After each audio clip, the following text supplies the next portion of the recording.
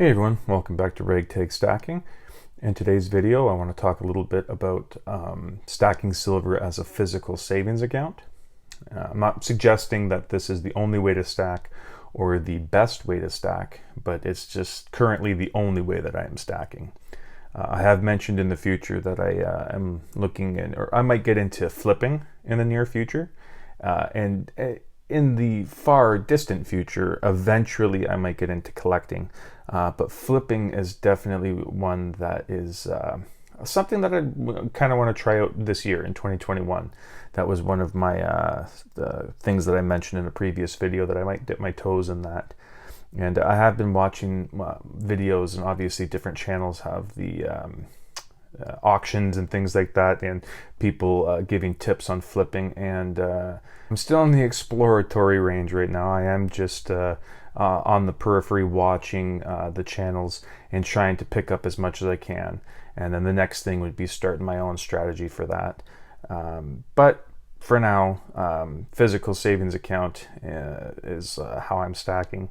And I recently got a comment in the in the comments from somebody asking about my prepping strategy and things like that. And I couldn't give him an answer because I don't really consider myself a prepper stacker. I live up in Canada. I live in Toronto, so we do have some pretty brutal winters at times. We've had histories of ice storms and snowstorms that have knocked out power for weeks, especially around Christmas time. A couple of years ago, there was people that were without power for like 2 weeks around Christmas because of an awful storm we had. So I do always prepare with like extra food, extra water, extra gas for generators, putting away more cash, because with power out, you can't just run to the ATM to get cash if you need it. So in the winter, I've been doing this for years, just preparing before I, even knew what silver stacking was. That's just what you did up here in the winter. So I don't really consider myself like a prepper stacker yet. I did give him some channels that do focus on that. I know Yankee Stacking has some really good content on prepping, but I couldn't really give him an answer because I didn't feel comfortable giving one to, because I don't really, that's not my world. I don't really have any personal experience or knowledge that I felt comfortable passing along to him. So I just said, hey, that's not really my game right now. Told him about the other channels and then moved on. As far as using this as a physical savings account, I found, for me at least, this has been the best way yet that I've found to save money. Because I don't know if many people are like me, but I am horrible with money. I'm just absolutely terrible. I try to stick to budgets. It just, nothing works. I just go overboard on everything. Like we'll have, let's say, a budget for groceries, and I'll just, for whatever reason, just blow it. I'll always go over. I'll just buy stuff that we don't need, buy stuff that I that caught my eye, I'll pick this up, all this and that. It's like lists are pointless. Why just don't have a grocery list? I'll just walk down the aisles and just do the whole like arm along the aisle and just shove everything into the cart. Just awful with money. And I've found that this way has been very good, because I'm not saying it's impossible to get your money back from it, because obviously, the point of stacking in the future is to sell it off. So it's not impossible to get your money back from this, but it is a little bit more steps and a little bit more difficult than just having a savings account at your bank. Like if you have it set up at your bank with your checking and your savings account, it's very easy to just transfer those funds over. You can say, oh yeah, this is my savings account, and blah blah blah.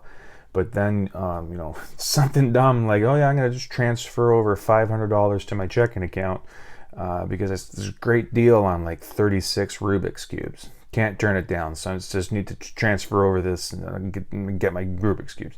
We all know silver is different than that. Like if you're gonna go on the online bullion dealer and you were to pick up some silver, by the time it's delivered to you, you're still going to be in the red on it. You know what I mean? There's those premiums that you have to consider. I always loved, especially in the summer, there was some times where I made an order, and by the time it was in my hands, it was in the black. It had already surpassed the premiums. There was those times where it spiked way up, and this and that. So sometimes that's good, but obviously for the majority of times, the movement's not that drastic. So when you get in your hands, you're in the red a little bit. So You can't just say, oh, those Rubik's Cubes, I need to get those Rubik's Cubes. You can't just turn around and then say the next day, oh, there's that sale on those Rubik's Cubes. I'm going to go ahead and take this silver and get, 80 cents on the dollar for it so I can go pick up this stuff. But first I have to find a buyer. Let me go online. I have to see who's interested in the particular silver that I had in front of me. And then they're going to be negotiating because they want to get it. You know what I mean? So it's just those extra steps to be able to get your money back from the silver helps in the saving process. You know what I mean? You can put the weight away and know it's there for the future. It's not going to be there for the next day. You know what I mean? You're not going to be dipping into that for groceries. That's what, you keep your fiat currency around for. Yes, I do know that there are savings accounts that you can lock it in and you can't touch it as easily as some of the other ones where you can just transfer funds without penalties, or even some of them are like $1 charge or $5. But for these ones it's locked in, you can't. But it is still in that fiat currency. And obviously a lot of people like having the precious metals, the silver, and especially gold, with this preserving the wealth and everything like that, is the hedge against inflation. So obviously silver, gold, finite amount, can't be inflated. That's why a lot of people like to put their money into that instead of into the bank's savings account there, because sure, there's interests and things like that, but it's still going to be subject to that inflation. You know what I mean? So having it in the precious metals, you're hedging against that. So there are little drawbacks from having silver as the physical savings account. You're going to want to add weight. You're going to want to pick up as much silver as you can for the cheapest amount that you can. But that means that you're physically going to have to store that somewhere. You're going to have it in your house. You're going to need to, it's obviously money. You're not just want to have it sitting out on the coffee table for anyone to see. So most people have it in safes, and safes aren't cheap. You're going to have to get a fairly big one to fit whatever your goal is. So you want 1,000 ounces or whatever. You can't just get one of those those little money boxes. You're going to have to get a real legit safe. And you're going to have to realize that you'll probably grow out of it. If you want to consider doing this for, your whole life, it's just going to keep accumulating and keep piling up. So that's why for me, I'm not against doing the silver gold ratio and trading some silver for gold down the road. Just because, having it at home, it is that little bit less space with the gold. It's denser, obviously, we all know that. But it's definitely something that you do have to consider when just starting stacking in general, but especially if you're in it for the long haul and you just want it as the savings account. You're not having... So I'm calling it inventory for a lack of a better term, but your stack isn't, stuff coming in, stuff coming out like flippers. You know what I mean? Flippers are constantly buying, they have their little spot, they have their space for their precious metals, and they know, if they sell off 5 ounces, they can go and pick up 5 ounces, or, there's turnover in their stack. So they know that this section here is going to be enough for, what I need. It's not going to continue growing, or, ideally they'll have it scheduled like that, where it's, 10 ounces come out, 5 ounces come in, just, it's constant turnover. For a physical savings account, there's no turnover. For the most part, you just want to just keep adding to that stack. So, stacking as a physical savings account for the future is not like that. There's no turnover. All you're doing is adding. So it's going to add up. It's going to get heavier, going to take up more space. And there's one of those things that you have to consider. You're going to have to think and know of, safe places to put it. And just know that it's not going to stay at that level. You're only going to be adding if that's the way that you choose to stack. You're only going to be adding weight, and none of it is going to be going out for the foreseeable future. So that's the one drawback of just stacking in general, but especially if stacking for the future is just the sheer amount of what you're going to be accumulating.